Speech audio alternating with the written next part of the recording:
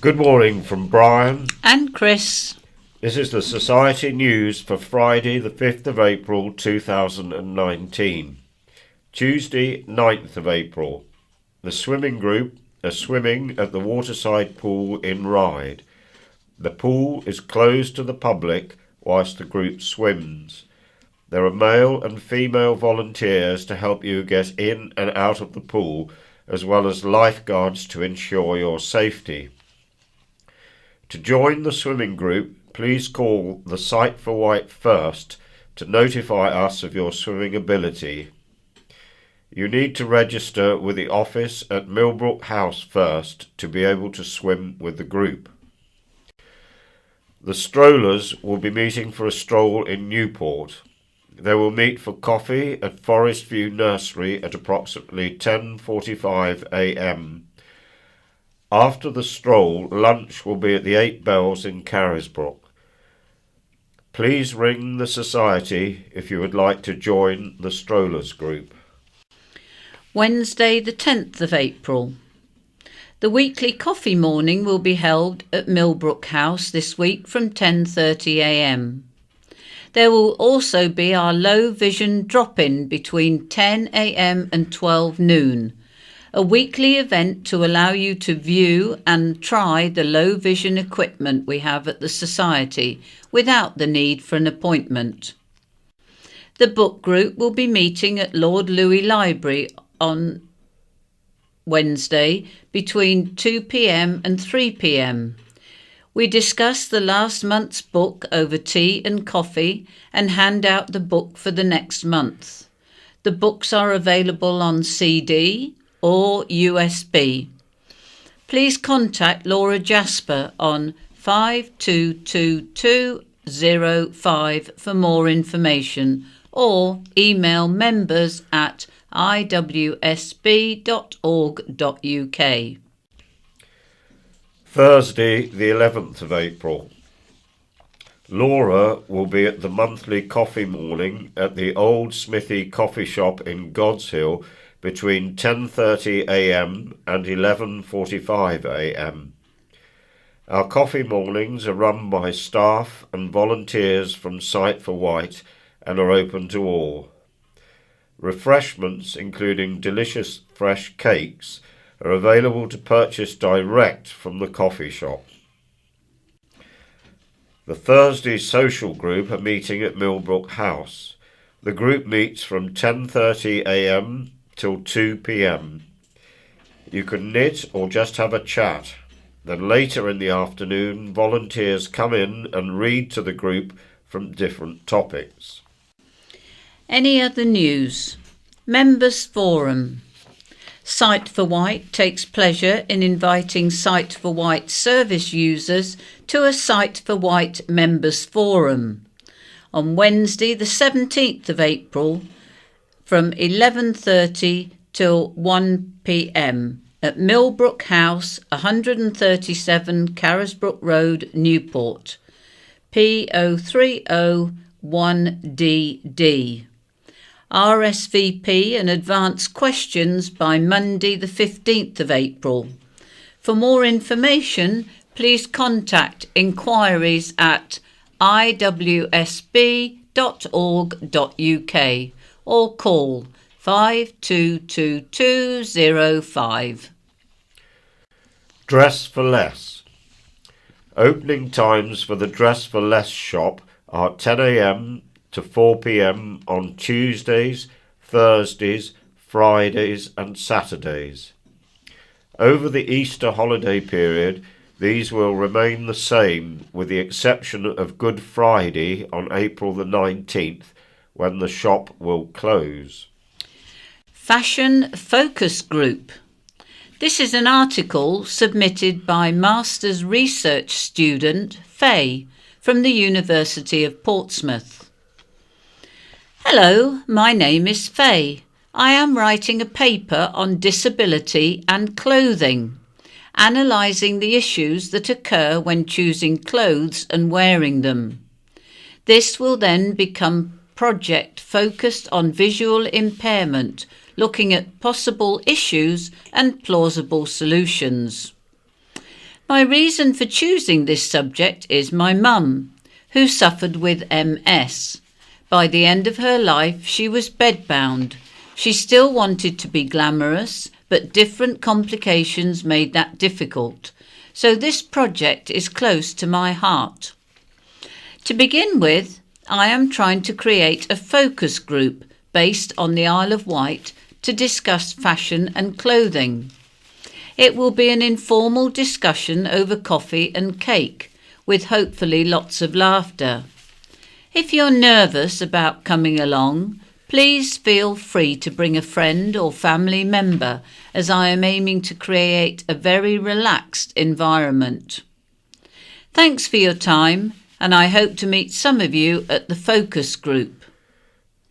If you would like to register an interest in taking part in Faye's Fashion and Clothing Focus Group, please contact the Society on 522 205 or email members@iwsb.org.uk with your details, and these can be forwarded to Faye. Upcoming activities. We will be swimming at the special care session held at West Wight Sports Centre in Freshwater on the third Wednesday of each month, beginning on Wednesday the 17th of April. The session runs from 12 noon till 1 p.m. The cost to swim is £4.20. Minibus transport may be available depending on location and costs £2.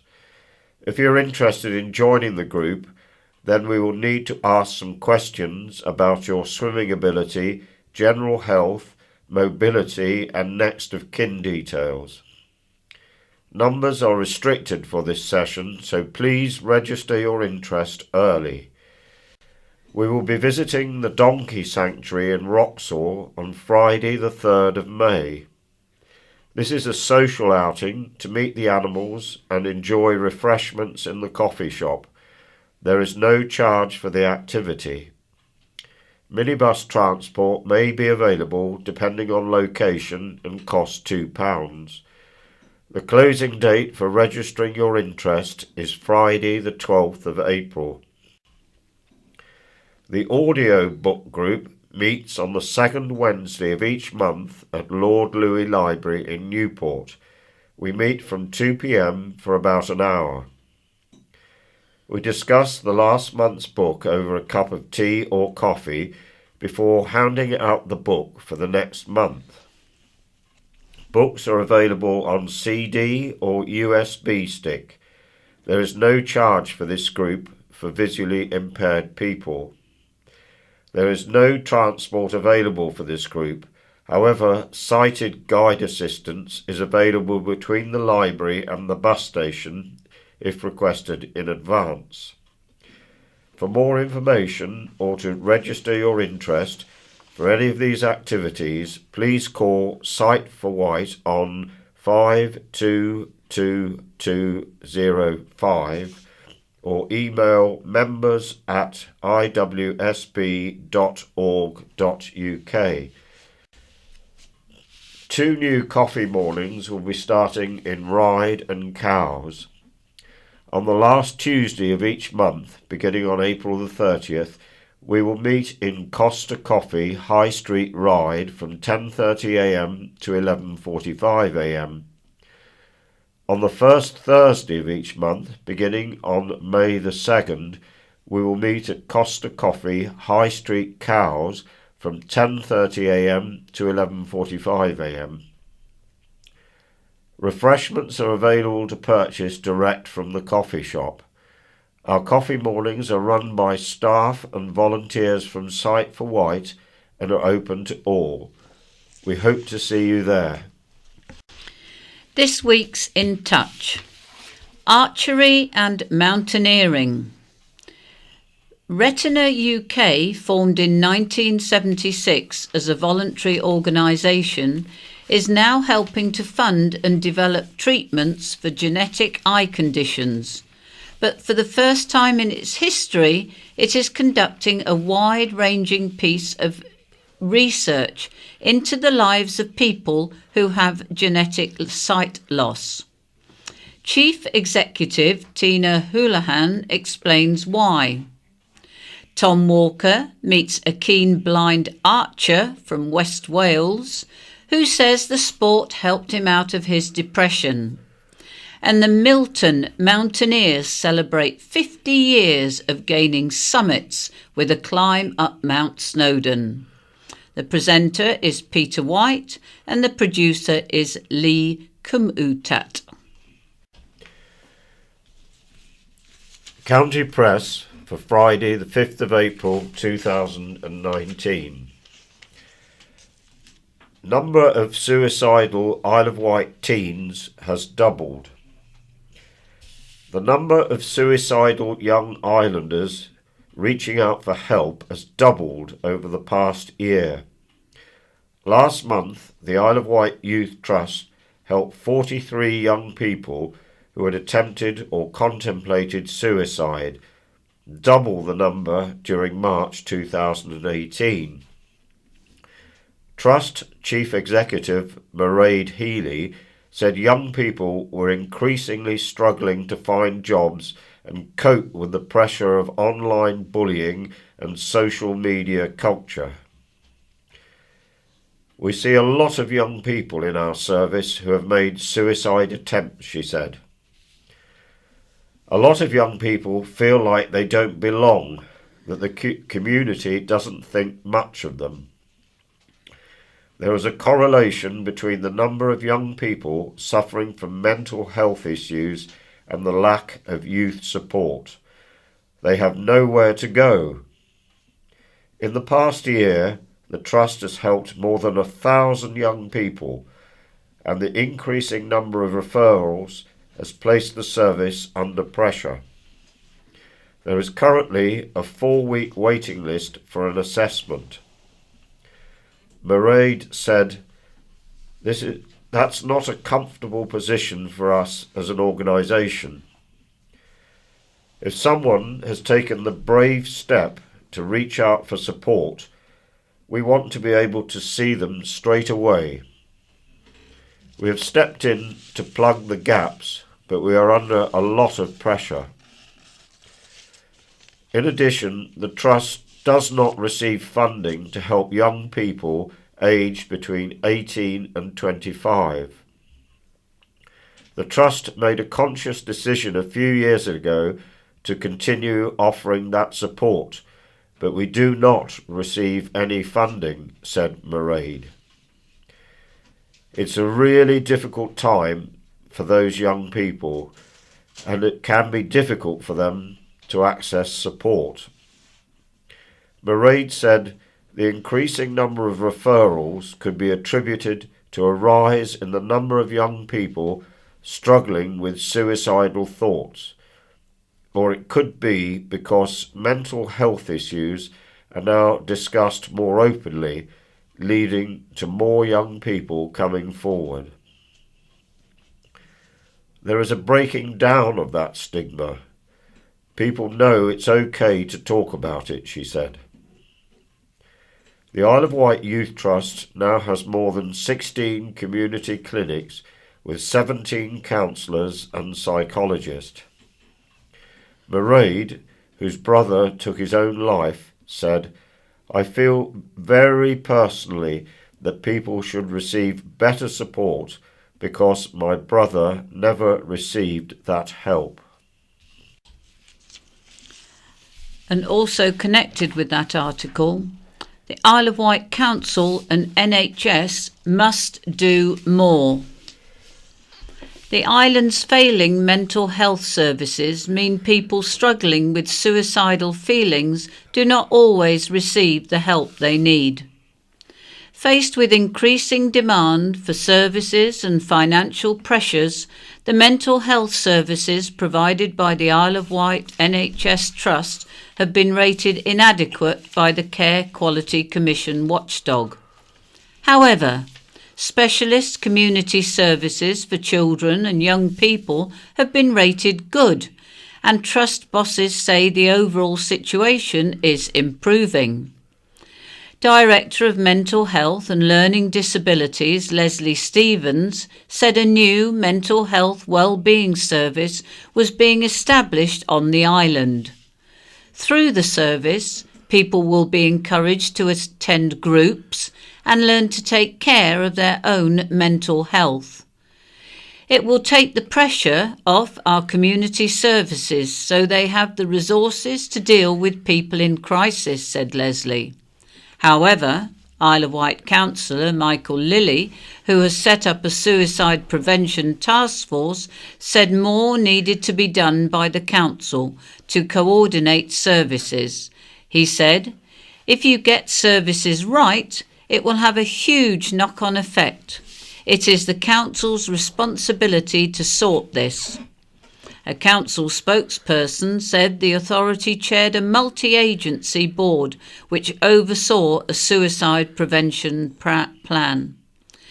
Based on local data, the plan includes understanding suicide risk, improving services for those who need them, and providing bereavement support.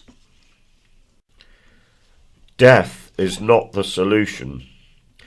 The mother of a young man who took his own life has pleaded with people to seek help if they need it. Sarah Plowman said the death of her son Jamie was utterly heartbreaking and the worst thing that could happen to a parent. Jamie was just 20 when he hanged himself in April last year. An inquest into his death heard Jamie had struggled to access the mental health support he needed.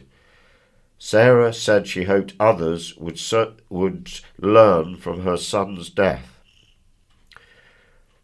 I would like people who are feeling suicidal to take time to think of the heartbreaking ripple effect their devastating action would have on their families and friends, from which they would never recover, and to consider alternative ways of getting the help they so desperately need. Death isn't a solution. I believe there is some help out there, but it needs to be much more widely advertised so young people are aware. Schools also need to raise awareness and offer considerably more help than they currently appear to. There needs to be less stigma attached to mental health issues generally, which might help young people in distress talk more openly about what is troubling them so much. In my experience, the waiting period for talking therapy was nearly a year. This situation is outrageously inadequate. White-tailed eagles to soar again on the Isle of Wight. Plans to return white-tailed eagles to the Isle of Wight have taken a step forward after a licence was issued by the government's wildlife licensing authority, Natural England. The licence to reintroduce Britain's largest bird of prey was granted to the Roy Dennis Wildlife Foundation and Forestry England, which will undertake a 5-year reintroduction programme. White-tailed eagles were once widespread across southern Britain until the 18th century, when persecution and human activity led to the birds being wiped out. The last known breeding place in the region was recorded at Culver Cliff in 1780. The project could give a significant boost to the island economy after a similar scheme on the Isle of Mull was found to have boosted its local economy by up to £5 million a year. Roy Dennis, founder of the Roy Dennis Wildlife Foundation, said, "I can remember as a lad walking along Culver Cliff to see where the eagles had once lived. It is incredible now to be able to play a part in returning these birds back to their home." Natural England said public support for the project had been high, with 76% of local people surveyed supporting the reintroduction of the birds to the area.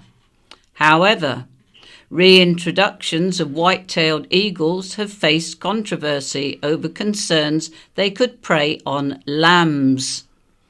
Island conservationist Angela Hewitt fears sheep will be easy pickings for these super strong birds to plunder. She said, "Everyone is working hard to encourage farmers to go out of their way to do more to protect the natural environment. So it is little thanks when Natural England grant a licence to introduce several pairs of white-tailed eagles to the island against their wishes.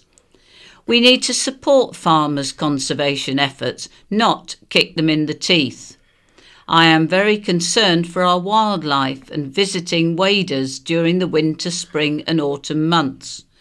Natural England said there was no evidence of this becoming a problem where eagles live alongside lowland sheep farming in Europe.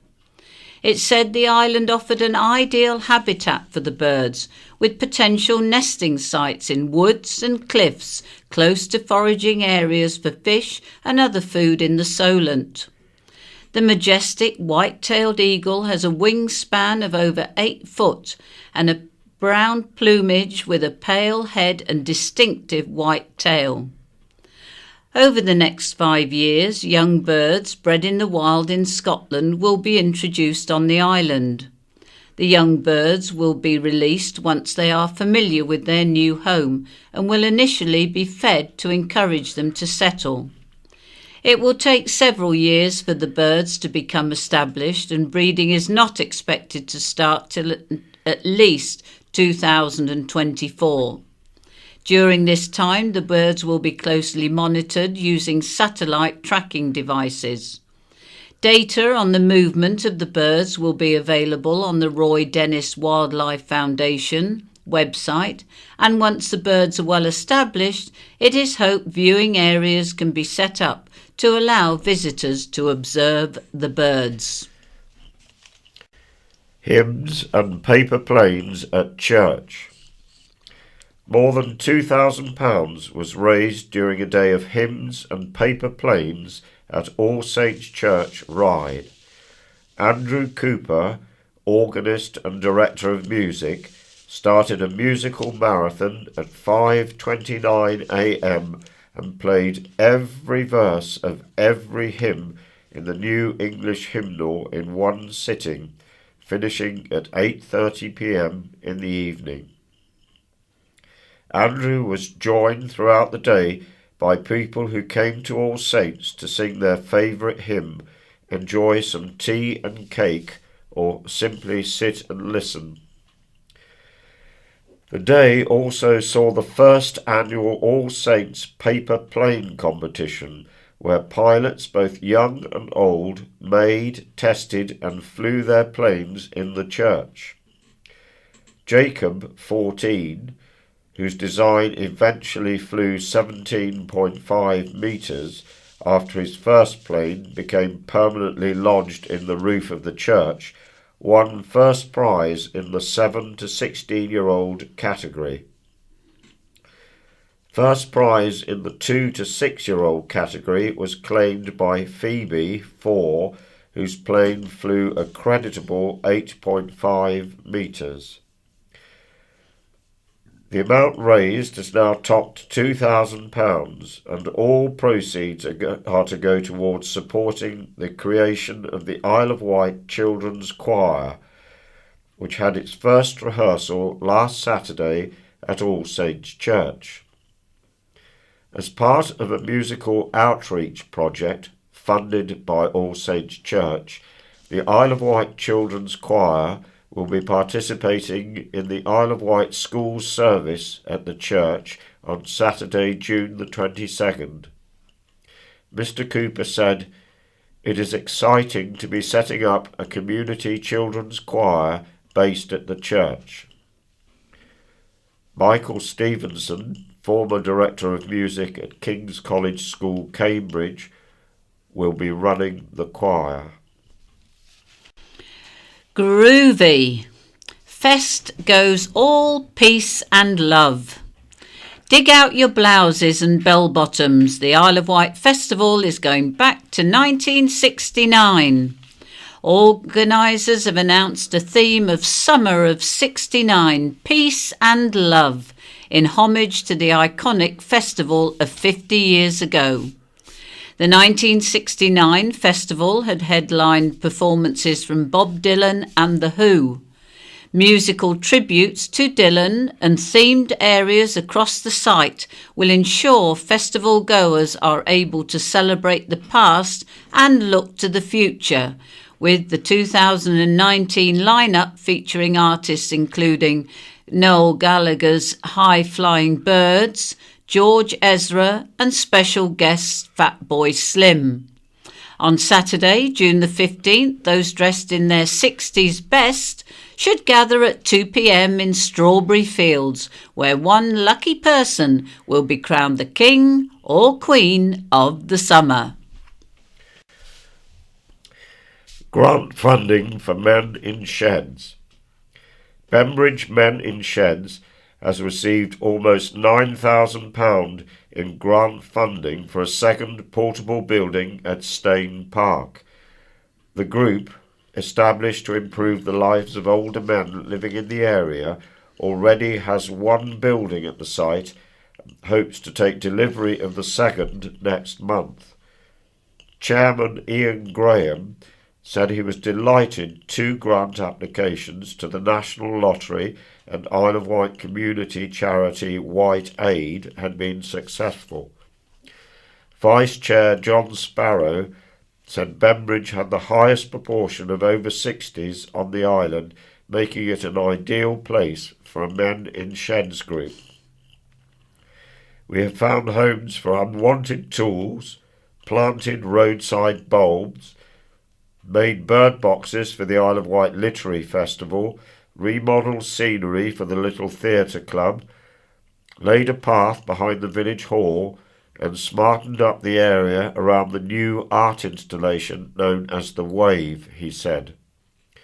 Ian added, "It's clear our community work has been our strength. I'm so glad this was recognised in both our successful community bids. We will make every penny count." Bembridge Parish Council has granted the group a 10-year lease at Stane Park and supported its planning applications for the portable buildings. The group has around 25 paying members who currently meet at the Mitten Road Scout Hut. New members are welcome. For further information, email Ian at iamg.iow@gmail.com. Ryde Town Crier retires. After 10 years of service, Ryde's Town Crier Steve King is retiring. During his time in the position, he has opened 11 shops and 2 restaurants in Ryde and been present at 7 weddings. Mr. King said, "I have been at 10 Ryde carnivals at the front of the main, children's and illuminated, and also attending scooter weekends and classic car events. I have also supported Santa Dash and Walk the Wight. I have taken part in 13 town crier competitions, the last being at Windsor Castle." Mr. King will be stepping down from the position on April the 24th, but will be town crier for Southampton. Parking misery on new school route. Parents at a school threatened with closure staged a mass protest, testing out the journey they would have to take if it shut. A consultation is currently underway to determine the future of All Saints Primary School Freshwater, which has just 8 pupils enrolled to start in September. In a bid to tackle falling student numbers, the Isle of Wight Council wants to close All Saints and expand nearby St Saviour's Roman Catholic Primary School. Parents this week tested out the proposed route to school, some walking, some driving, with one describing it as chaos and misery. St Saviour's parent Carly Wire-Knock said, "I arrived early to get a safe parking space, and I'm glad I did. It was even busier than I had imagined, and that's without all the All Saints families." The consultation closes on April the 15th. Comments can be made on the council website or by emailing sandlbusinessupport@iow.gov.uk. Baby red squirrel rescued. A baby red squirrel separated from its mother was rescued from a tree. Helen Butler of the Wight Squirrel Project rescued the squirrel after it became caught on a slender twig suspended over a path on Play Lane Ride. Alongside Sandy Harris, Ms. Butler used long loppers and a blanket to cut the twig and catch the squirrel. The baby was reunited in the undergrowth with its sibling. Ms. Butler said, "Mum was watching so would pick up her kittens once we were out of sight. Babies are always reunited with Mum whenever possible, so if you see one, please don't assume it's been abandoned." Helen reunited 3 sets of babies with their mums in 2018. Thief stole steak and salmon. A thief said he stole tuna, salmon, steak, bacon and beer from a local supermarket because he was hungry. Jerry Lee Russell, 23, of Gort Road, East Cowes, admitted shoplifting from the local co-op when he appeared before Island magistrates on Tuesday. Anne Smout, prosecuting, said staff called police because Russell was highly intoxicated and being a nuisance. They found him with a large quantity of food items, including alcohol and fresh fish and meat, which he had not paid for. He said he took the goods because he was hungry and had no money. Keith Verinder, defending, said Russell had been behaving himself since leaving prison in November 2017, but his job seekers allowance had been stopped as he failed to attend appointments. He said he had very little money and insisted he was stealing to feed himself. Speaking in court, Russell said, "My anxiety and mental health meant I couldn't keep up my appointments. I've been out of trouble for 16 months, and now I'm getting back into trouble just to try to survive." He was ordered to pay £100 compensation to the shop. Explosive assembly brings science alive for pupils. A fizzing and banging science workshop opened children's eyes to the excitement of the subject at Gurnard Primary School. The whole school got involved in Mr. G's science show, the first time the travelling show had visited the school. Mr. G, a madcap science teacher, showed the children what secondary school level science would be like. He did an assembly for the entire school, then held workshops for each year group. Charlotte Rand, Gurnard's Primary's science coordinator, said Mr. G goes around the country to different schools performing crazy science tricks and explosions, showing the awe and wonder of science that primary children would not normally see. It was fun and pretty cool, and everyone absolutely loved it. Ryde School struck by cyber attack. A potential data leak of personal information has struck an Isle of Wight primary school. Haylands Primary School Ryde said a malware virus had affected its IT systems. On investigation, bosses realised there had been unauthorised logins to the school's server.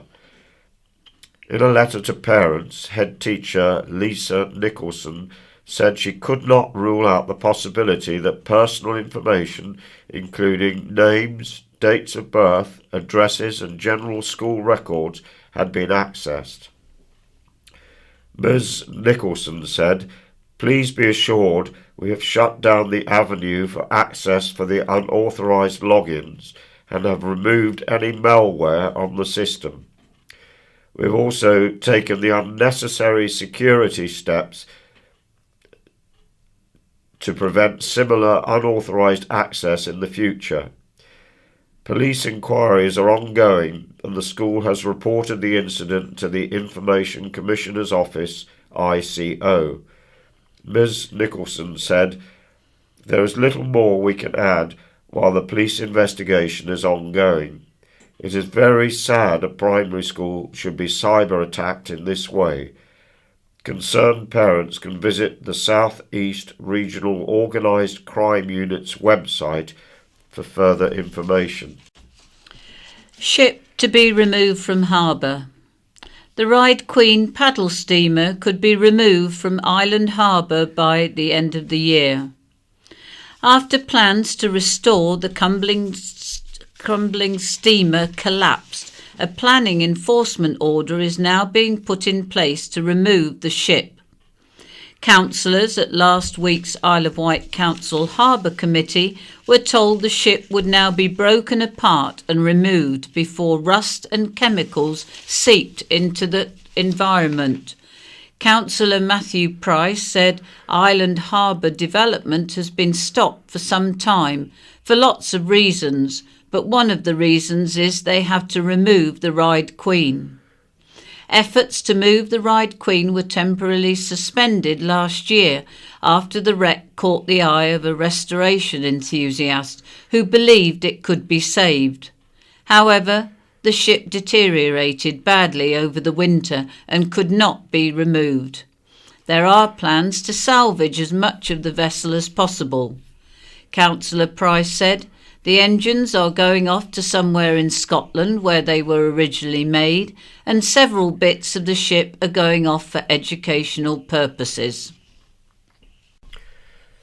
Isle of Wight Conference on Spina Bifida. An Isle of Wight charity that helps people with spina bifida and hydrocephalus is celebrating its 50th anniversary this year. At an all-day, free-to-attend conference is being held at Cowes Yacht Haven by the Isle of Wight Association for Spina Bifida and Hydrocephalus, IWASBAH, on June the 25th. There will be an island-wide surgery closure to release all island GPs for the afternoon. Members of the charity will also be joined by staff from St Mary's Hospital, care agencies, physiotherapists and other medical professionals who will hear talks from a series of national speakers.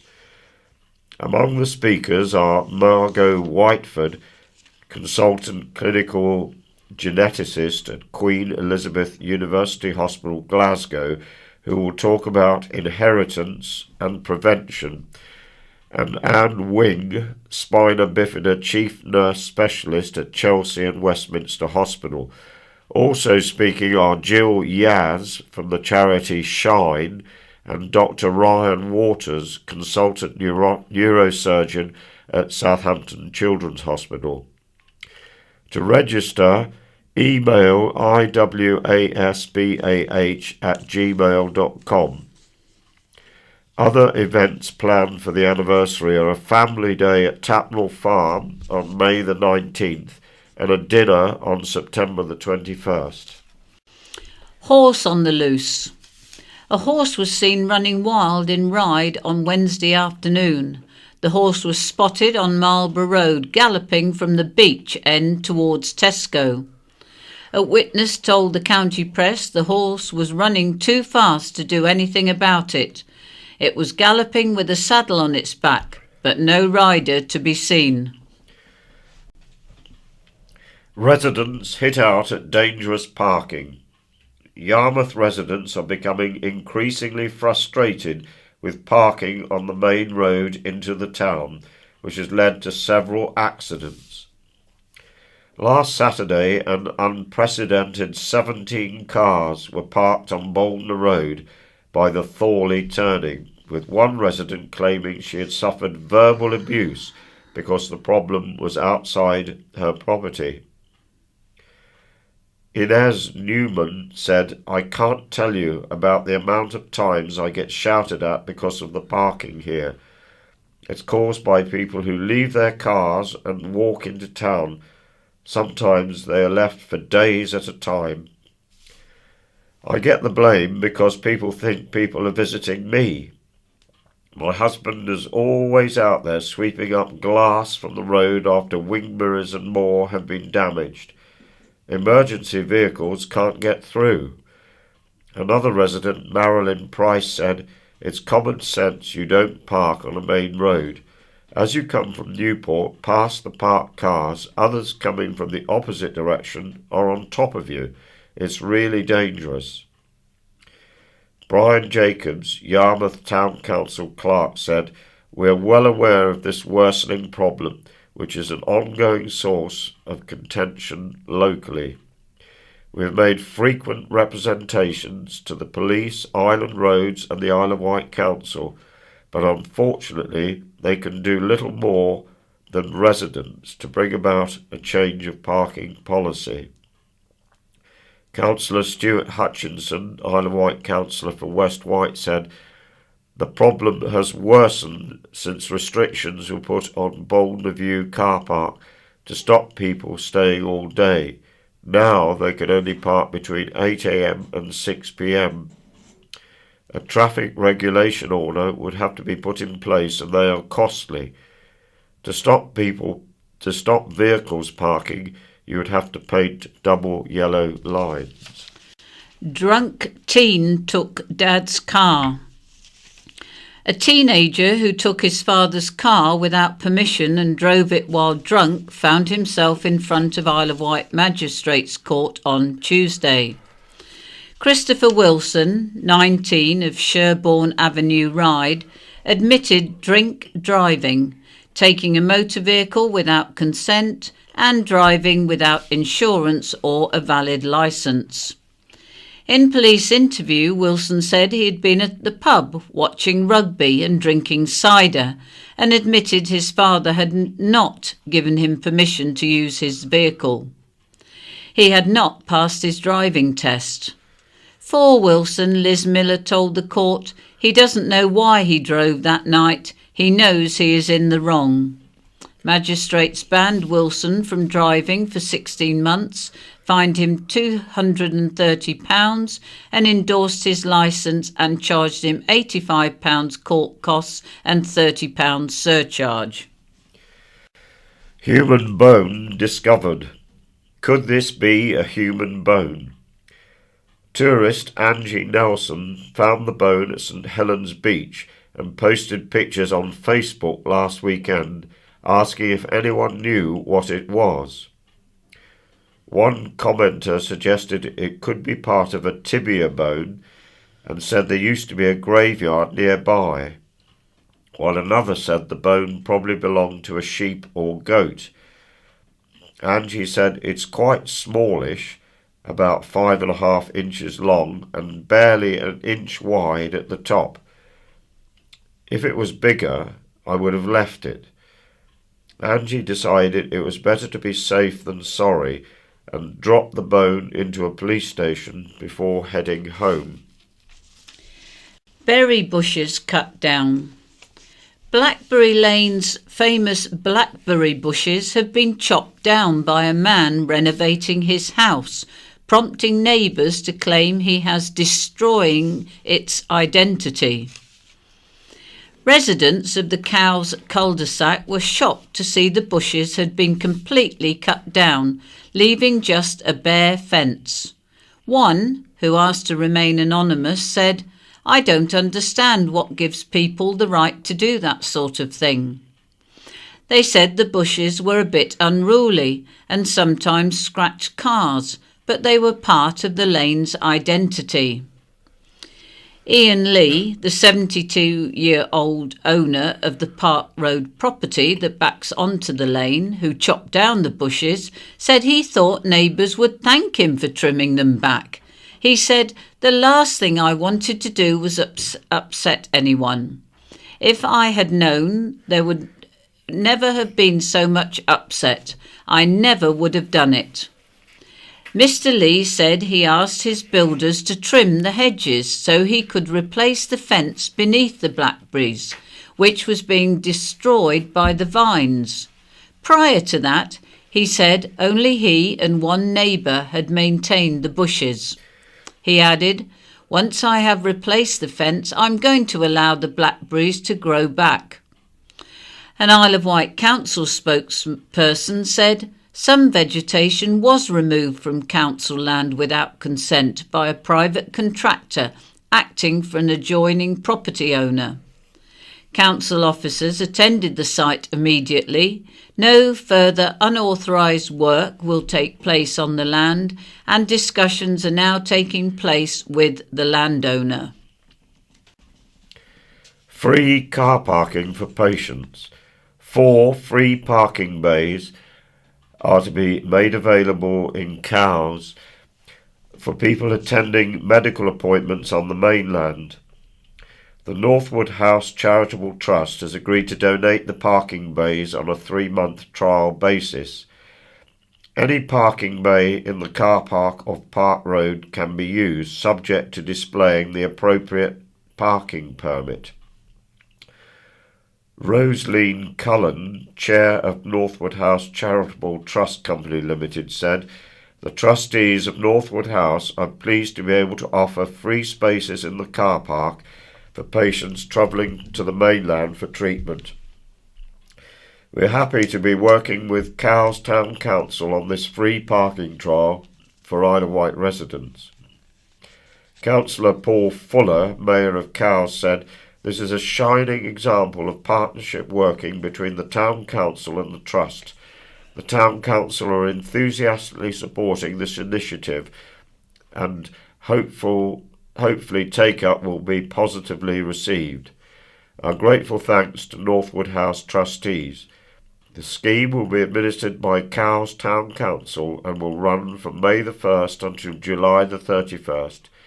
NHS parking scheme permits must be pre-booked by calling the Town Council's office on 209022 or visiting during office hours 9:30 a.m. to noon, Monday to Friday. Permits will only be issued on receipt of proof of appointment and must be collected prior to the date of use from the Town Council's office, Northwood House, Ward Avenue, Cowes, PO 318AZ. And it's goodbye for this week from Brian. And also from Chris.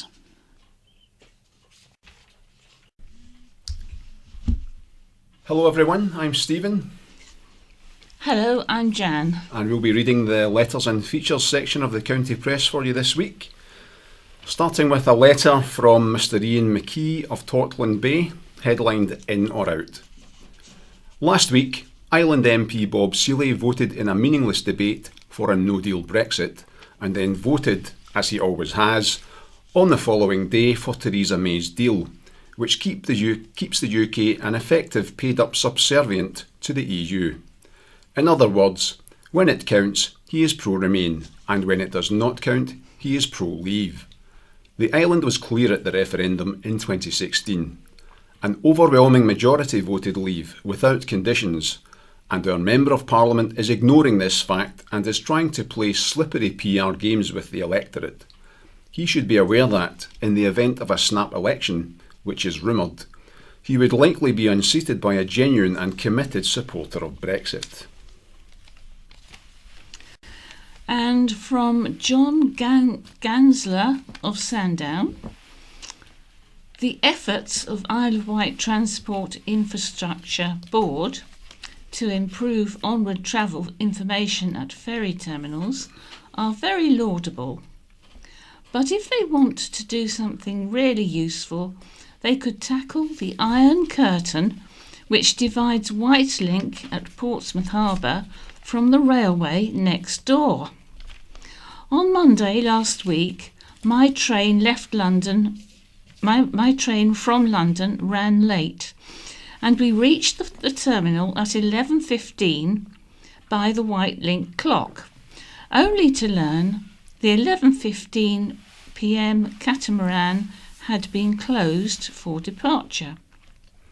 We were therefore condemned to an hour's wait for the next one.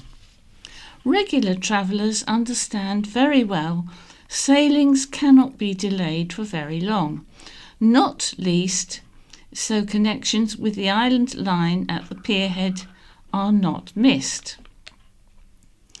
But in all normal circumstances, a delay of 2 or 3 minutes is neither here nor there, and catamarans often leave a few minutes late for reasons known only to Wight Link.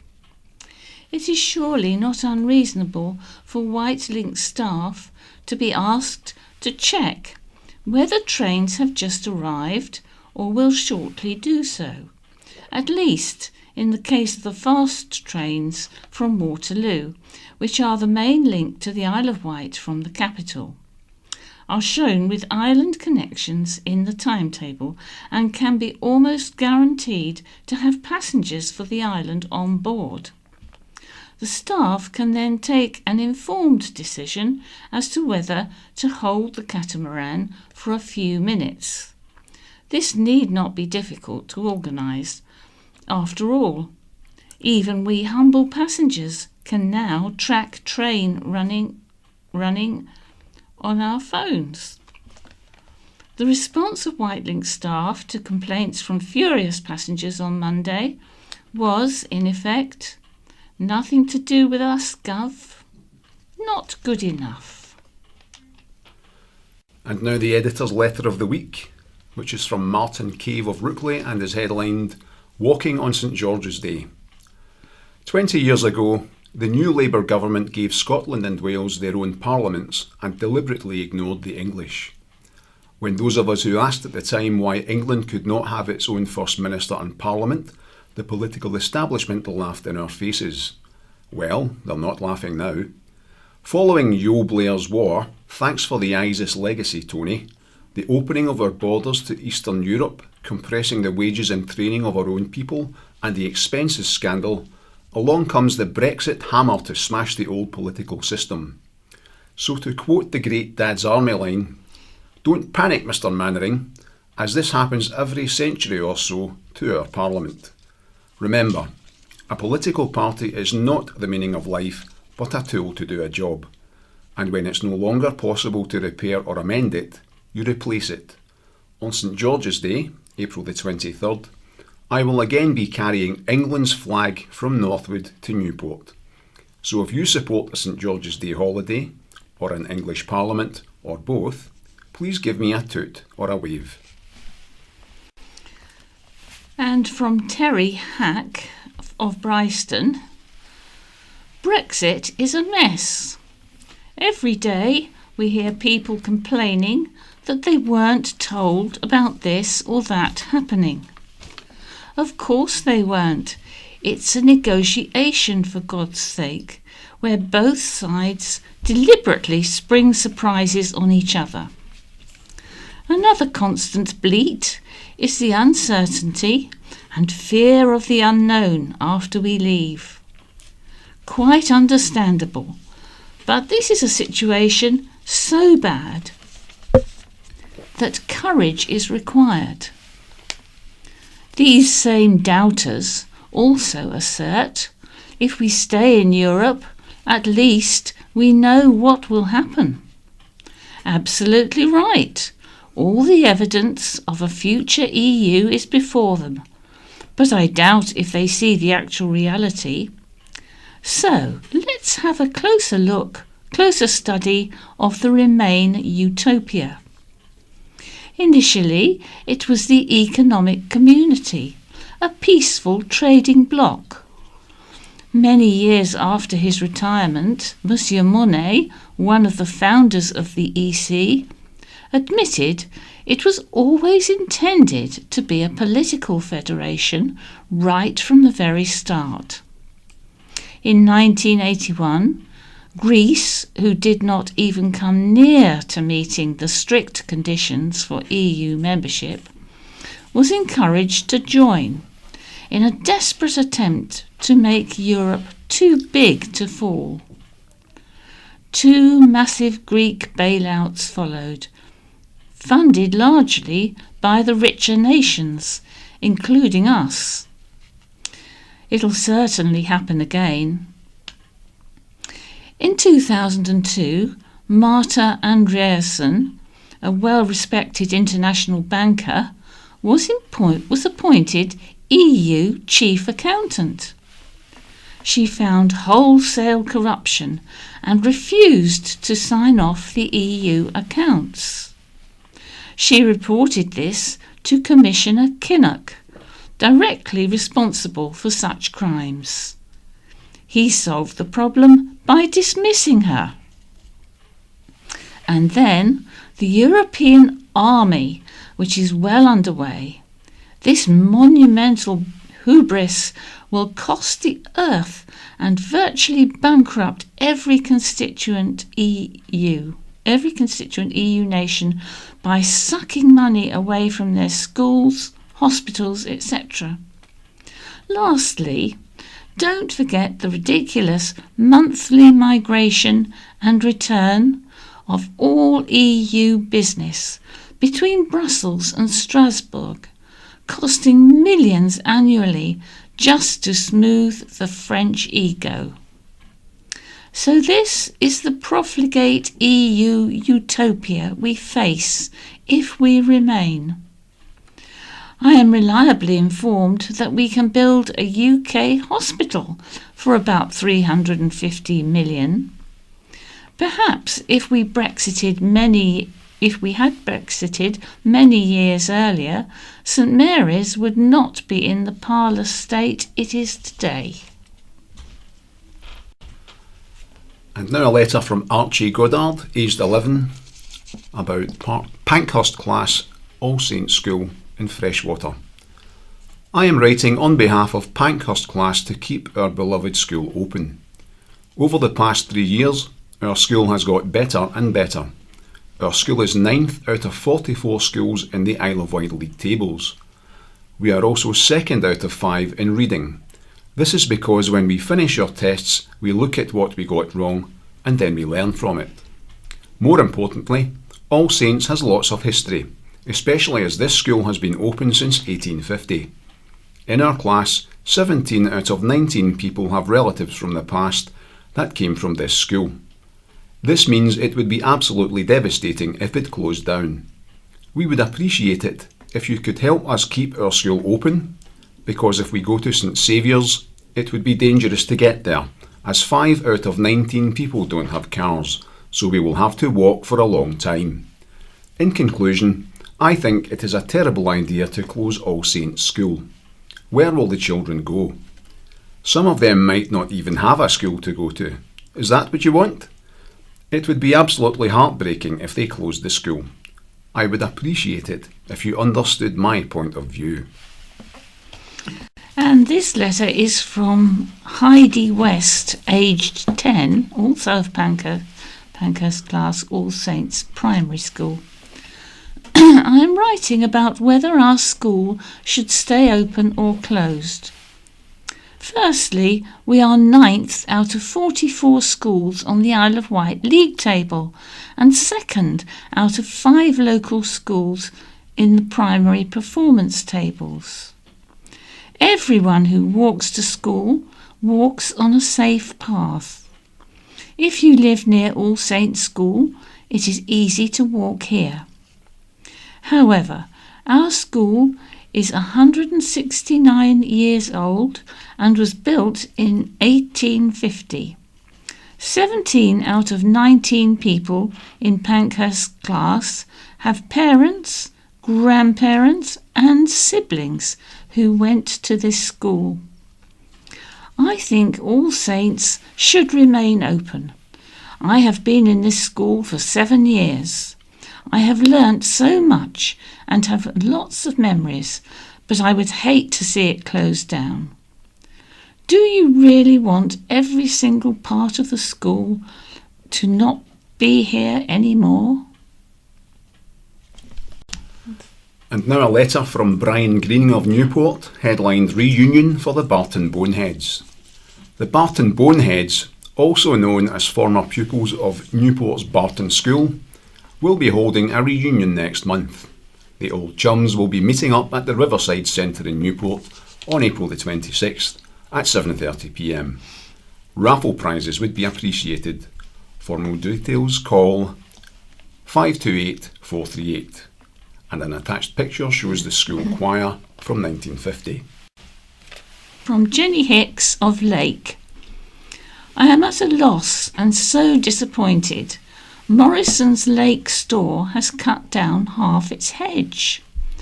The perimeter hedge around the store did have a healthy hedge with a habitat for birds and species. In January, we were advised there would have been a hedge laying competition on the island, but it was unfortunately cancelled because of the lack of hedges. The homes for species on the island are eroding at a time when we are increasingly connecting with nature and the positivity nature gives to mind and body. But instead of embracing nature, we seem to be eroding it at a rate. I do hope this can be reversed and a plan to plant a new hedge can be done. And now the My View columns, in which a panel of columnists take it in turn to give their take on life as it is played out on the Isle of Wight. And the first of these is from Catherine James and is headlined, "Is this Monty Python's Life of Wight?" On my commute to Newport the other day, I had plenty of time for contemplation, sitting in stationary traffic. With pretty much one operational road from the east while Staplers was decommissioned, my daily drive has become a miserable crawl. Running parallel to Fairley Road is the old railway line. As I looked across to its three-line border, I imagined the first shiny steam train overtaking horse-drawn vehicles when that section of track opened in December 1875. Sighing, I switched off my car's engine and turned to my passenger. I wonder what Victorians would make of today's transport. Back then, the island was crisscrossed with railways connecting all four corners of the diamond. Daydreaming about travelling to Newport on an efficient and affordable train, I considered other amazing ways Victorian engineers had improved people's lives with viaducts, sanitation and irrigation. Yeah, my car share chum replied, but it wasn't all utopia. Lots of these capital projects were funded by money made from slavery. But what about the improvements to public health and education? Victorian philanthropists created public libraries, I retorted. Some municipal constructions were the result of unfettered, unregulated capitalism, the environmental impacts of which are still being felt today, came the reply. As each of my points about Victorians was countered with references to workhouses, disease or prostitution, suddenly we were reenacting that famous scene from Monty Python's Life of Brian, where Reg, played by John Cleese, argues, "What have the Romans ever done for us?" This year is the 40th anniversary of the release, or should that be the release, of Life of Brian. I often have cause to think of that other much quoted dialogue in the hilariously well observed amphitheatre scene, where the Judean People's Front is hated by the People's Front of Judea, both of whom detest the Judean Popular People's Front, the splitters. Although the Isle of Wight community is very altruistic, with fundraising events, clubs and societies, and for all sorts of niche interests, sooner or later there is some sort of schism.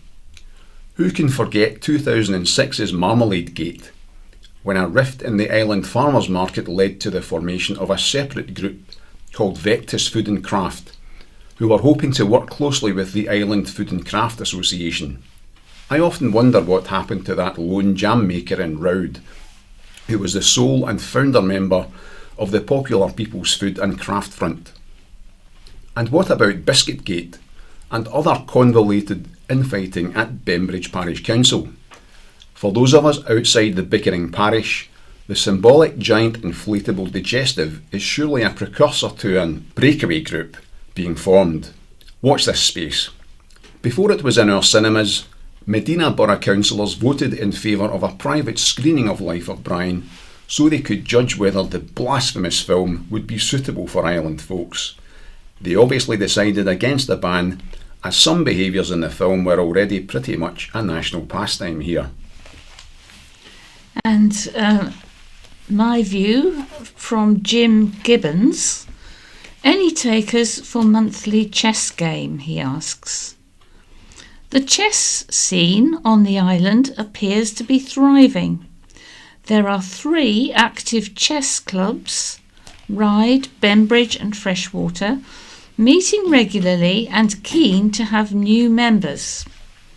When I was young, the local paper in my neck of the woods would print a chess column each Saturday.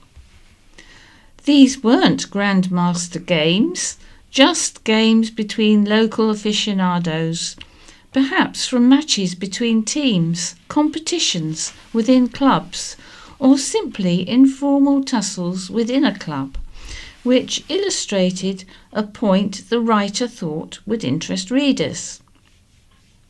He was T.E. Wise, a local teacher and leading light of Middlesbrough Chess Club. He commented on the good moves, the bad moves, and the outright blunders. Plenty of those, in brackets. Occasionally he got it wrong, of course, and received a good-natured barrage from readers. But we were all quite pleased to have one of our games exhibited and dissected, approved or excoriated, in the nicest possible way. Is there a market for something like that now? Times are very different. There were no television sets then, and later very little choice, no computers or internet, and you might think there was not much to do. But you would be quite wrong. There were many cinemas, much sport, amateur dramatics, and pubs, of course. If there is sufficient interest, I would like to use some of my column to show games submitted by readers. Since I am more enthusiastic than skillful, my comments would be based on a chess engine's critique, but with more explanations. For this, I would need games to be submitted to the county press, stating the name and contact details of the winner, and if he or she is willing, the loser. Games these days are recorded in algebraic form, with the files numbered from 1 to 8 and ranks lettered from A to H, starting from Wight's left-hand corner. If there are no takers, I will continue to bore you with the usual stuff. You have been warned. On a philosophical note, did you know there are no good moves in chess or similar games? If it's your turn to move, there is no move that turns a lost position into a win. If there was, it would imply that it had not been a lost position. Sadly, there are plenty of moves that turn a won position into a lost one. So all we have to do is to avoid bad moves. Last month's quote. There is no such thing as algebra, was Fran Lebowitz. But who said the game of chess is won by the player who makes the second last mistake? And now the Behind the News column by Imogen Tew, headlined Cleaning Up the Streets, Operation Varney So Far. The number of teenagers committing antisocial behaviour offences in Newport has dropped by nearly 2/3 since the start of the year.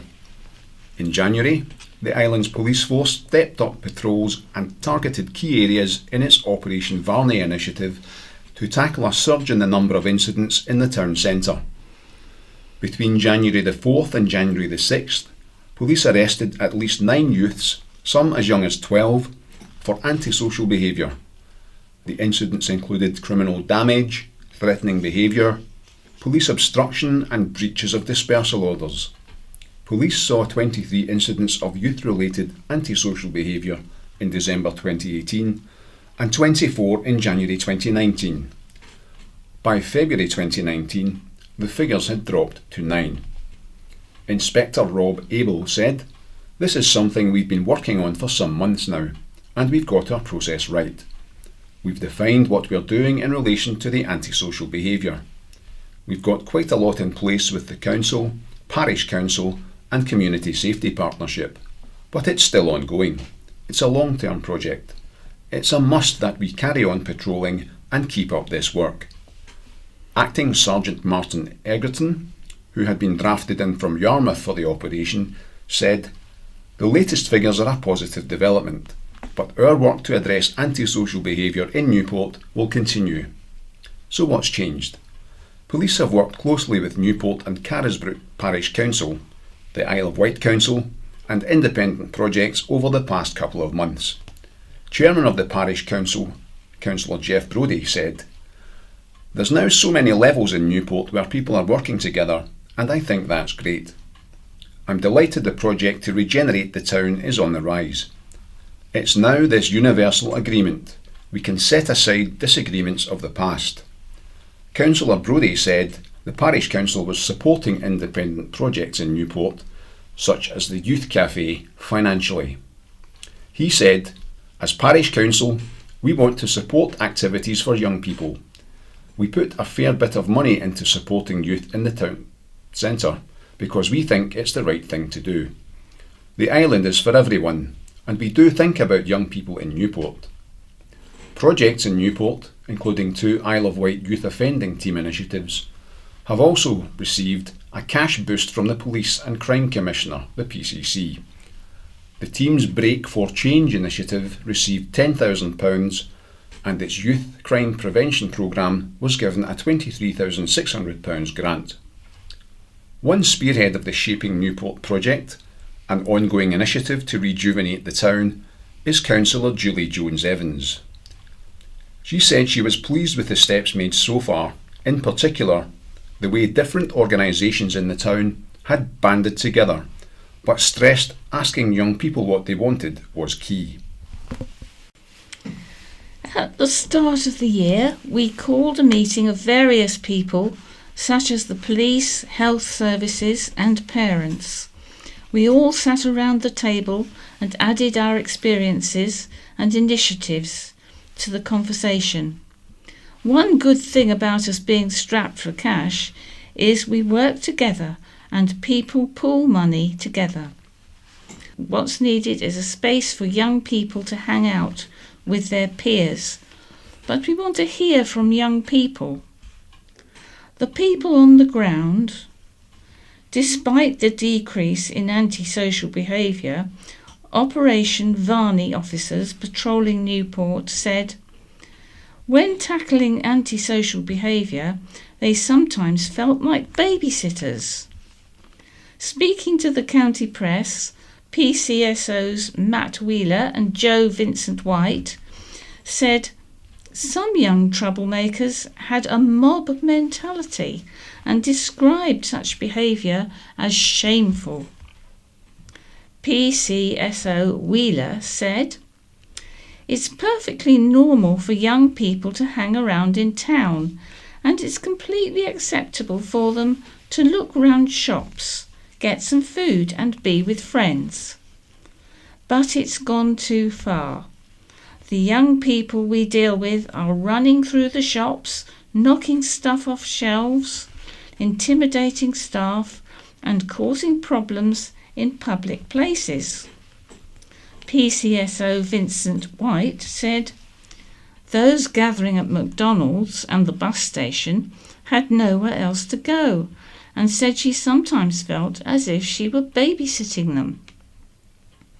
But PCSO Vincent Wight stressed only a minority of young people behaved badly. The Isle of Wight Youth Trust also has extensive FaceTime with the island's young people. Executive Director of the Trust, Maureen Healy, said she thought it was important there were efforts to provide safe spaces for young people. There have been continuous cuts to youth services over the years, and that has had an effect on this kind of behaviour. Young people often say to us, there are no safe spaces for them in Newport. It's really encouraging the Parish Council is taking those steps to provide them. However, Miss Healy said it was vital not to tarnish all young people with the same brush. There's a danger we vilify all young people when some are behaving badly. But what do young people think? There's nothing to do. That's the message from island youngsters. There's nothing to do and nowhere to go with a lack of funds. Abby Smith, who's 17, of Newport, said, "When we were younger, there was plenty to do, but once you become a teenager, there's a limited amount of stuff to do. I think that's why there has been a rise in antisocial behaviour. Teenagers have to go to the mainland to do anything." Another Newport teenager, Sophie Young, who's 18, said, "Any services available for teenagers cost money, and in general, teenagers did not want to pay out. She said, we can only go to beaches these days or go to someone's house." However, Molly Williams, who's 17, said she did not think traditional ways of entertaining young people, such as youth clubs, would necessarily work for today's generation. "I feel nowadays young people are so much more interested in things they're not allowed to do, rather than, say, a youth club. I'm not sure they would work." Chloe Beckley, who's 17, said other types of clubs, such as keeping up sports teams or creating clubs for video games and things young people are interested in, would help. She added, "I also think a lot of the people hanging around in the bus station have actually been excluded or isolated from school. More should be done to get these people into work or back to school." And now we move on to what's on the island this weekend. The 29th of May to the 2nd of June, there is the Isle of Wight Jazz Weekend.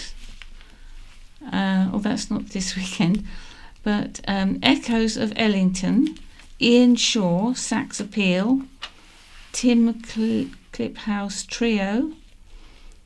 These tickets for this is on sale at the Isle of Wight County Press now.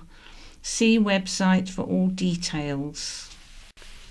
And now news of some bursaries for young musicians. 5 talented young classical island musicians have been given the chance to take a step towards excellence, thanks to the West Wight Arts Association bursary scheme. Applications for financial help with buying instruments, paying for exams, or travelling to lessons were invited from musicians aged between 11 and 18. The candidates were shortlisted and then asked to perform 2 contrasting pieces before WWAA trustees. Awards have been given to Ethan Cripps, who's 12, who plays drums, Hannah Templeton, who's 13, who plays the piano, and 3 singers: Talitha Monaghan, aged 12, Eva Whitehead, who's 13, and Nathan Stubbings, who's 16. Judith Hunt of the WWAA said, "We aim to encourage talented young music students who aspire to the excellence of the young concert artists who perform for us, but who need some financial support to further their studies." And for Rod Stewart fans, there is 50 years on from the release of Rod's first album, Some Guys Have All the Luck. The Rod Stewart story is back in theatres in 2019. with a brand new show bringing to the stage a fantastic live concert celebration of one of rock music's greatest icons. And that's on Saturday the 6th of April at 7:30 p.m. The tickets are £20 and you can book your tickets from Newport 823880 Midden Theatre. Also on April the 7th, on the Sunday, there is LDN Wrestling. And on April the 11th, Roy Chubby Brown is back, and he is as naughty as ever. His choice of language and his politically incorrect jokes are all delivered with a cheeky grin and perfect comedy timing. So that's 7:30 p.m. on Thursday, April the 11th. And now news of a chance to win tickets for a Lloyd Webber rock opera. 4 tickets to see Jesus Christ Superstar, performed by Ventnor Theatre Group, are up for grabs. The musical, composed by Andrew Lloyd Webber with lyrics by Tim Rice, is being performed at Ventnor Winter Gardens. Following their sellout run of Cats last May, the theatre group is delighted to be performing Jesus Christ Superstar, which tells the story of the last days leading up to Jesus' crucifixion from the perspective of Judas Iscariot. The theme deals with fame and how popularity can deceive and corrupt, and how Jesus became too popular, akin to a superstar. Director Jeannie Brown is excited to be back directing again for the group. She said, "It was Cats that got me enthused again, and when I found out Jesus Christ Superstar was available for licensed production, I couldn't resist. It's my favourite Andrew Lloyd Webber musical. Well, it's actually a rock opera." Jeannie said the audience will be impressed with the costuming for the show and the custom set. Gillian Cartwright School of Dance is providing a full dance ensemble. Jeannie added, "I'm planning on a slightly different direction for the show, while retaining and building on its original setting and musical score. Jesus is played by Nathan Miller, Judas by Steve Jones, Mary by Jess Rann, and Herod by Joe Plum. The cast will be performing alongside a 10-piece live orchestra. The show is being performed over the weekends of April the 26th and 27th, and then May the 3rd and 4th, with a matinee on Sunday, May the 5th. Tickets are available online from jcsiw.co.uk or Ventnor Winter Gardens. For a chance of winning 4 tickets, simply answer the question, who wrote the musical for Jesus Christ?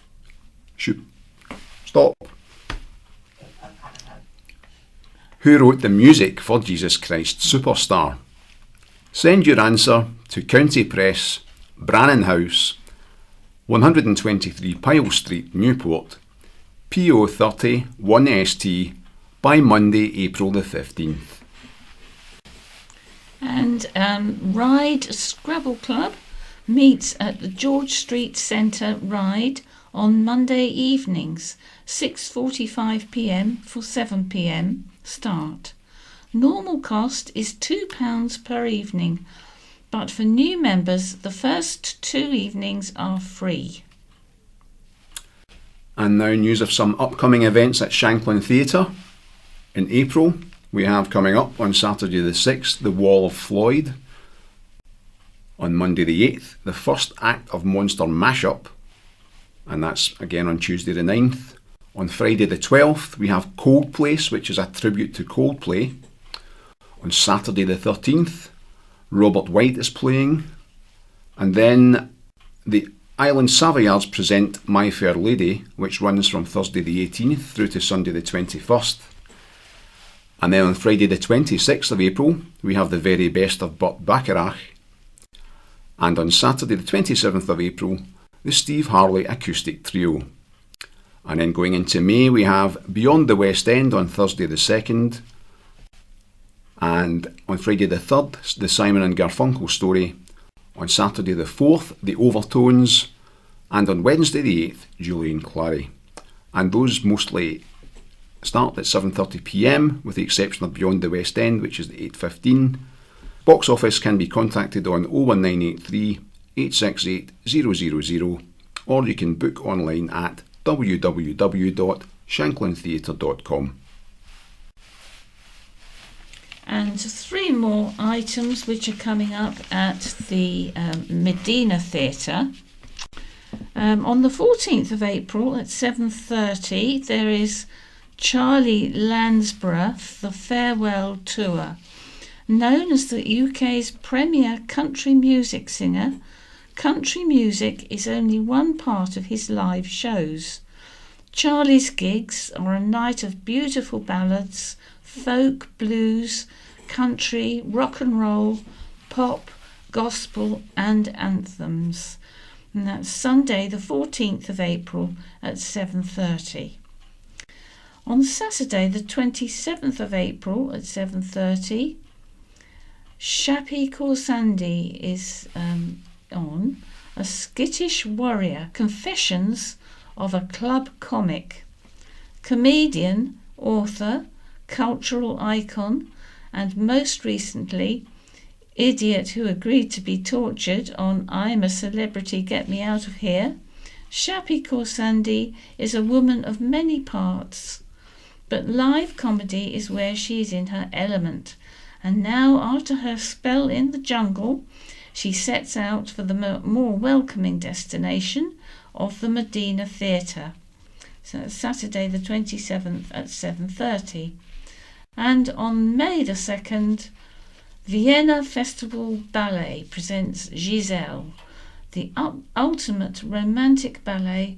Giselle is a tale of innocence, love, betrayal and madness, with music by one of the 19th century's best composers, Adolphe Adam, and choreography by the late Nicholas Borisov.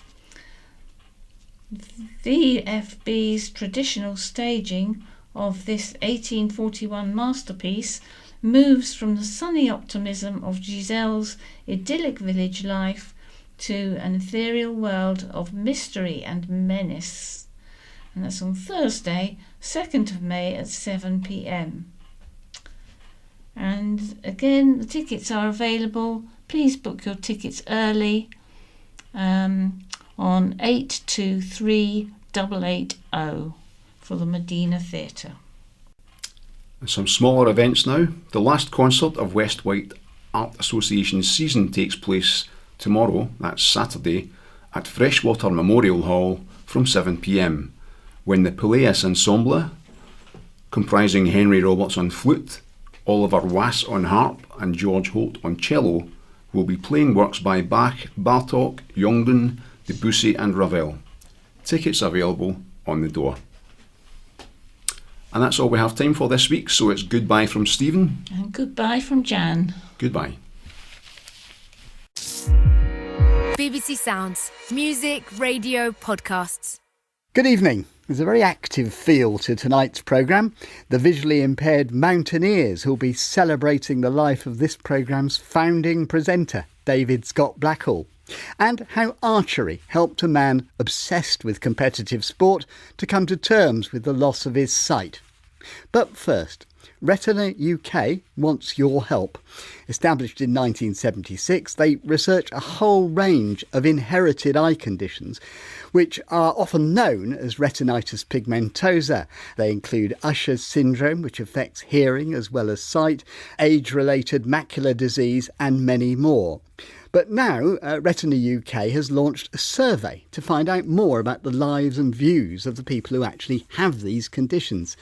Tina Houlihan is Retina UK's chief executive and she's with us. Tina, given the organisation's been going over 40 years, why this survey now? Well, the charity has previously been run by volunteers, especially when it was started in 1976. We are now growing. We have more exciting science on the horizon.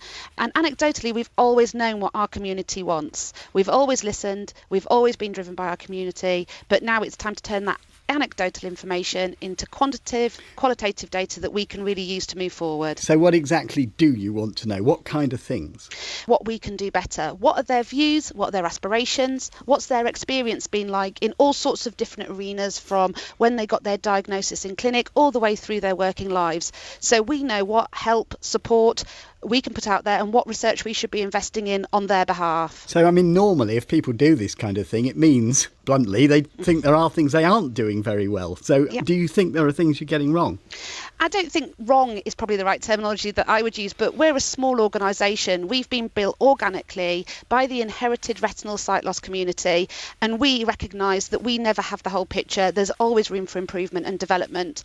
For example, a diagnosis is a very, very difficult time, and how we as an organisation can respond to help and support people at the correct time is a really important thing for us to know. Now, as you said yourself, there's a great deal of work going on now about, for example, editing genetic makeup to arrest sight loss, even to restore some vision. How do we manage people's hopes with reasonable expectations? Well, it's a big subject, isn't it? And I think collectively, and I include media, I include the NHS pathways, all of us together have a real responsibility to achieve that balance between hope and realism. So in the inherited retinal dystrophy community, for example, research started 45 years ago and they didn't know the size and the complexity of the challenge. So it's been said that a treatment would be around in 5 to 10 years. And as we've seen, it takes a massive amount longer. So, for example, there is a new drug called Luxturna, which has been in the press heavily and has recently been accepted by the European board for that sort of decision making.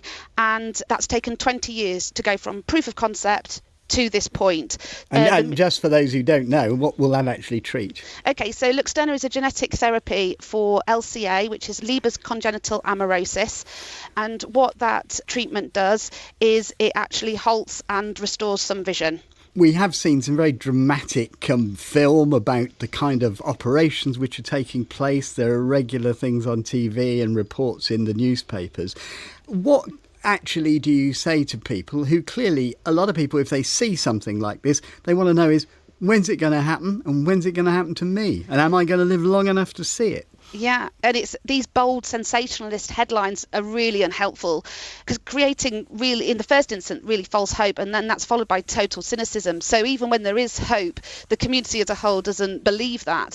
So what we believe in is actually giving realistic information. So for instance, with genetic therapy, which is a lot of very exciting activity at the moment and really promising tests, we've got 60 live clinical trials around the world at the moment. So very exciting times, but within reason. So there's three main challenges. We have to find the genes. So 40% of our community still doesn't have a genetic diagnosis, and we're finding new genetic mutations every year, shall we say. How many have you found? 260. So it's a hugely complex area. The complexity is almost infinite. So what we need to do is then fix that gene so we can edit it, we can stick on a plaster, we can take out the mutation to see if that will work. And the third challenge is the delivery system. So this is called a vector, and this is how you deliver the genetic therapy to the correct part of the eye. And the analogy we use is the way that you would transport a pea is very different from how you would transport a cruise ship. And this is the best analogy to show the challenge that our great scientists are trying to cover at the moment. So it is going to take a while. There's a lot of genes to find, and there's a lot of different promising sciences in the making, but it takes time. Tina Houlihan from Retina UK, thank you very much indeed. And maybe this next story is the kind of thing Tina and her team would like to hear about. When Nick Thomas from West Wales started to lose his sight around 20 years ago, he also thought he was going to lose one of his main obsessions in life, taking part in sport. In fact, he feels that's proved his salvation. He's participated at an elite level in partially sighted football and athletics, and when at the age of 40 he was forced to hang up his football boots, he found he still needed his sporting fix. Our reporter Tom Walker has been to meet Nick as he was setting up his tripod and other equipment at the Red Dragon Archers Club in Carnarvon. Right, what height do you need the tripod at, Nick? If we start it off on the 64 inches, okay, and then we can adjust it then once we've fired a few arrows down. I've been quite lucky since being diagnosed with my condition that my main way of coping with everything was just to participate in sports. So I started off doing athletics, track and field. After stopping doing athletics, I went back to my first love in a way, which was football. I played in the British Blind League with Loughborough University and was seen by the England partially sighted team manager at the time there, and was asked to come and train with the England squad. And I played for 10 years as part of the England partially sighted squad, making vice captain as well. So sport really does course through your veins. It does, yeah. I've always, since being a kid, I've always been a really sporty person. But as I got older, I started to, kind of crave the competitive side of sport. While it's safe then, let's walk down the range. Yeah. I'm looking at the target here and I can see sort of 1, 2, 3, 4 rings maybe, or 3 rings and a yellow inner circle. Yeah. Yes, what it basically is right, the centre of the target is a gold, and then so that it's scored from 10 all the way down to 1. So we've got gold, which will be a 10 or a 9, the red, which will be an 8 or a 7, blues will be a 6 and a 5, the black will be a 4 and a 3, and the white one will be a 2 or a 1. And that's how you score archery. Wherever your arrow lands, you get that score. How did you get into archery? I had to retire from football due to having 2 dodgy knees after playing 10 years on hard surfaces and having a couple of operations.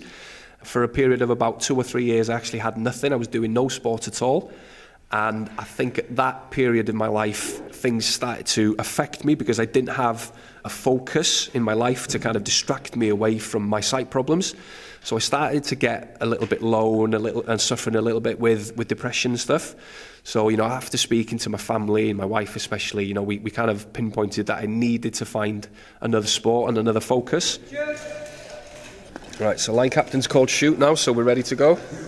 So I'm just going to get my feet into the foot locators, make sure I'm in the right position, take an arrow, put it in the bow. I'm going to turn my head towards the target, lift the bow, I'm going to pull back. 2 o'clock in a red. All right, it's not bad. What does the spotter actually do? Explain, in this case, her role. Yeah, so the spotter that I have with me most occasions is my wife, Marie. She's really good, she's really tolerant. She'll help me set up my foot locators and the tactile sight, which is mounted on top of the tripod.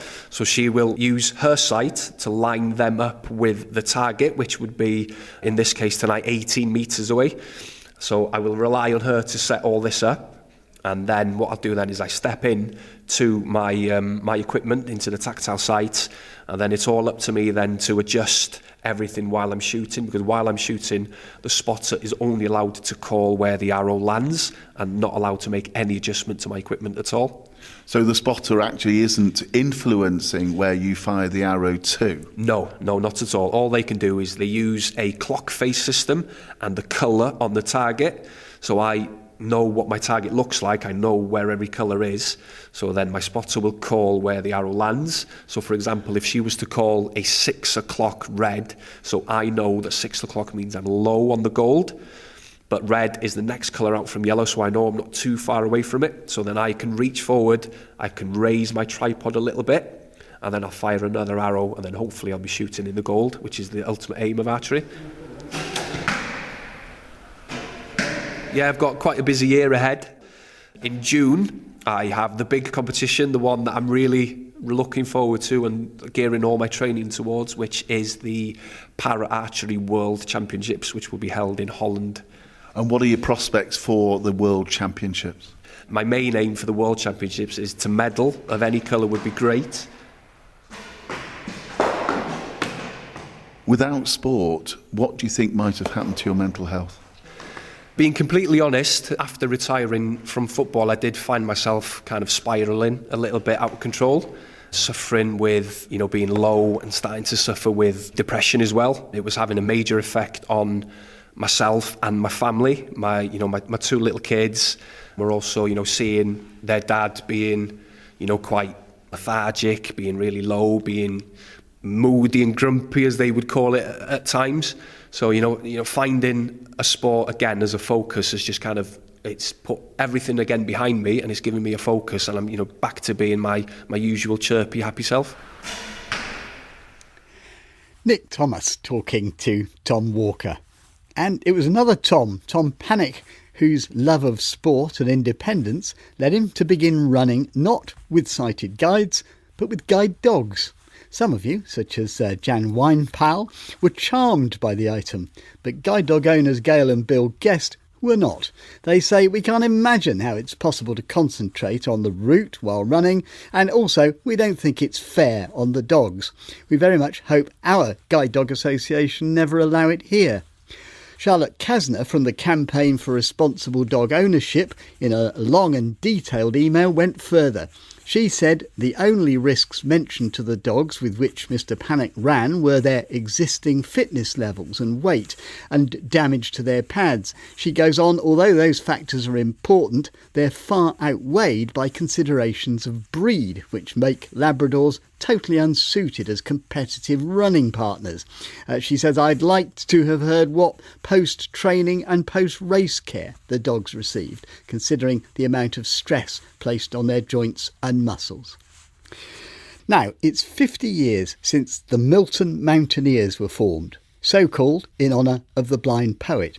It all began when the first presenter of In Touch, David Scott Blackhall, broadcast an item about a group of blind mountaineers in Tanzania who'd just climbed, with some sighted assistance, Kilimanjaro. Well, David went on to form a group of climbers. They first went up Ben Nevis, and in a few weeks' time, another group will be climbing Snowdon to mark David's life. David Carrington-Porter is the current organiser of the Milton Mountaineers. So this climb became an annual event, really, didn't it, David? That's correct, yes. The reason we're climbing Snowdon this year is because David's ashes are scattered on the summit of Snowdon. And traditionally over the years, we have visited each country of the UK in a cycle. So we happen to be due to go to Wales this year, so it all nicely fitted. So give us some of the other mountains that you've climbed, and what have been the most difficult? We've done all the highest in each country, so Ben Nevis, Snowdon, Scafell Pike in England, Slieve Donard in Northern Ireland and Carrauntoohill in the Republic of Ireland. Probably the most difficult actually was the first trip I organised in 2006, which was Carrauntoohill.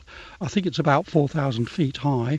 And I certainly remember crawling up O'Shea's Gully on hands and knees and being bitten to death by midges.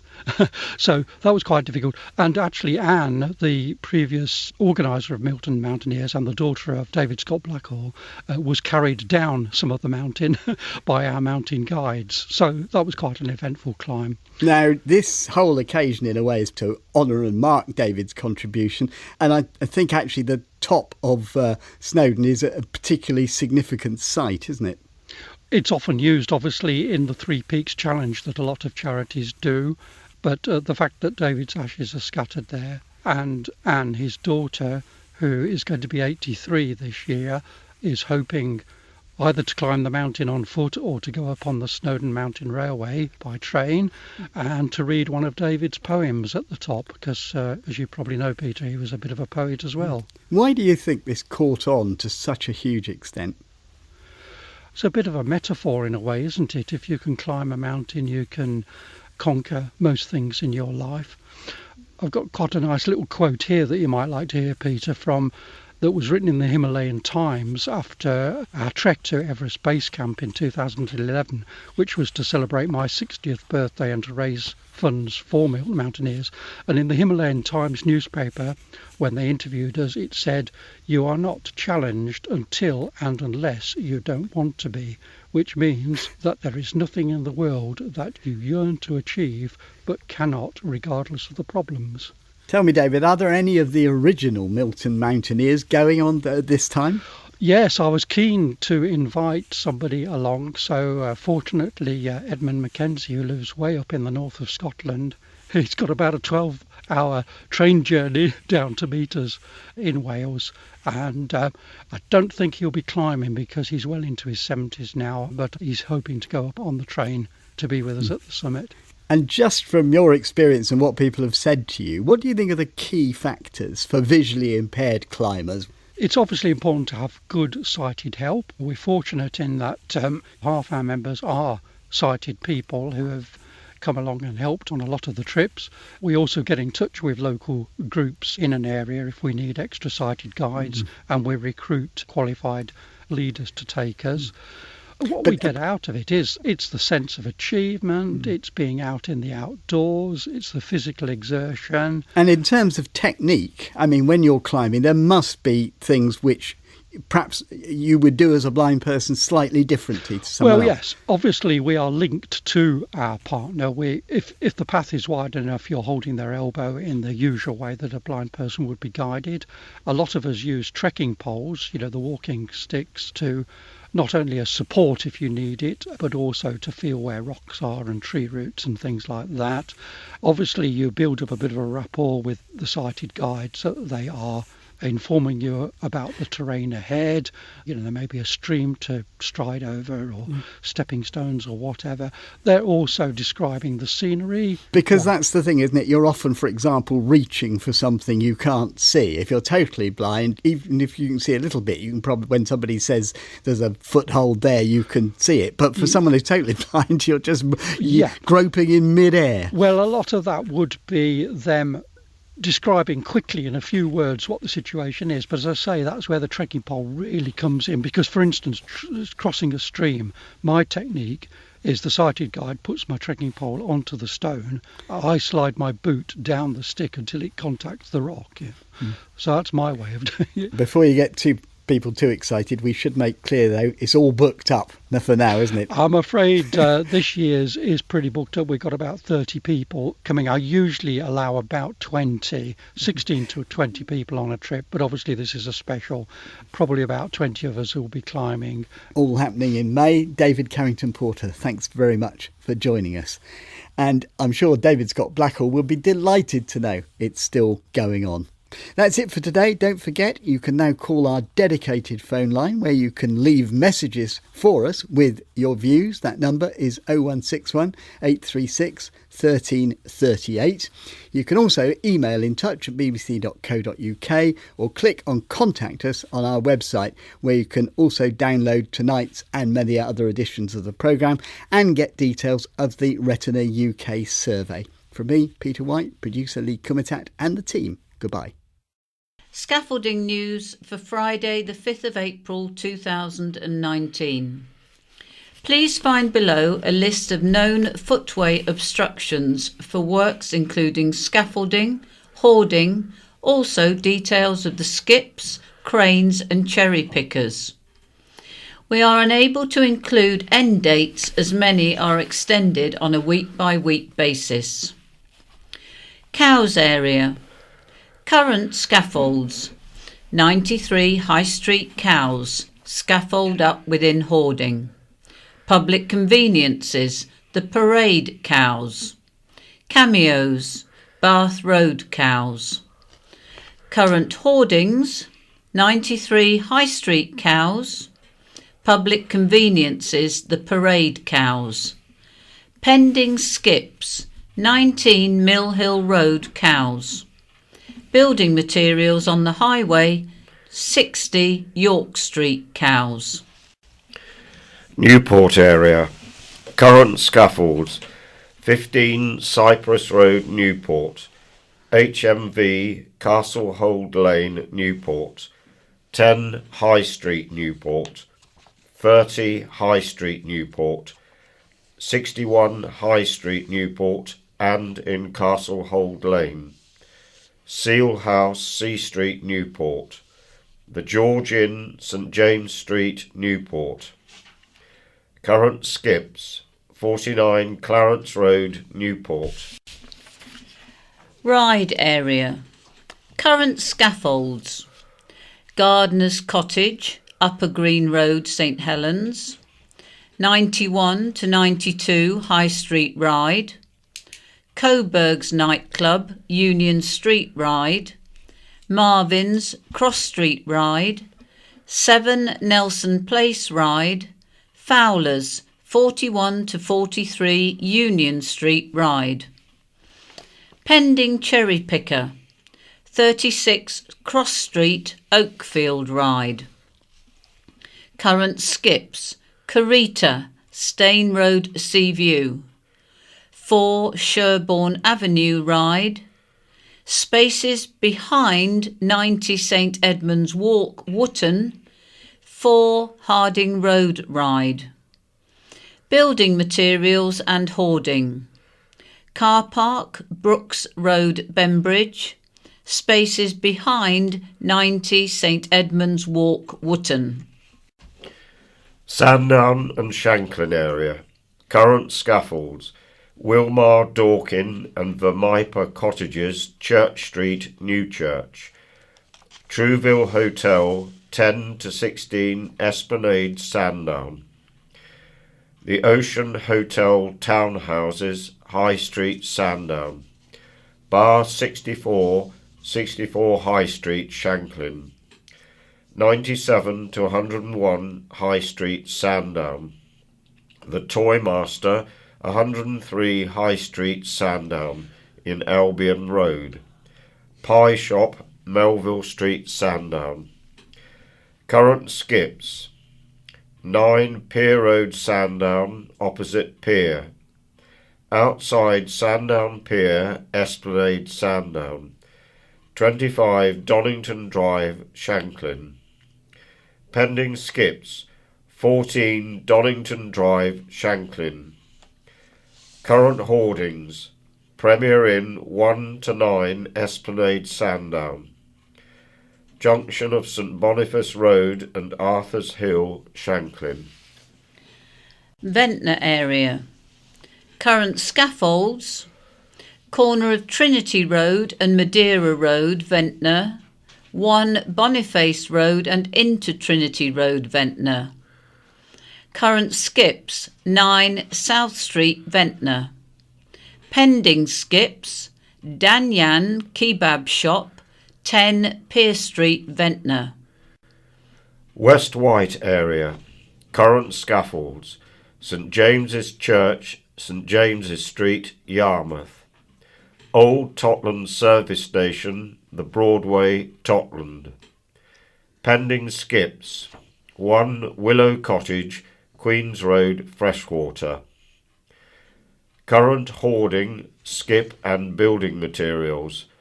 End of Withyfields cul-de-sac, Shellfleet.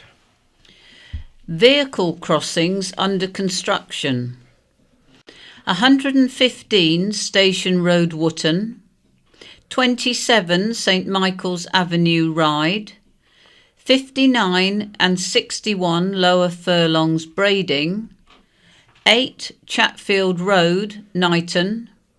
2 Arnold Road, Cowes. And 3A Duncroft Gardens, Shanklin.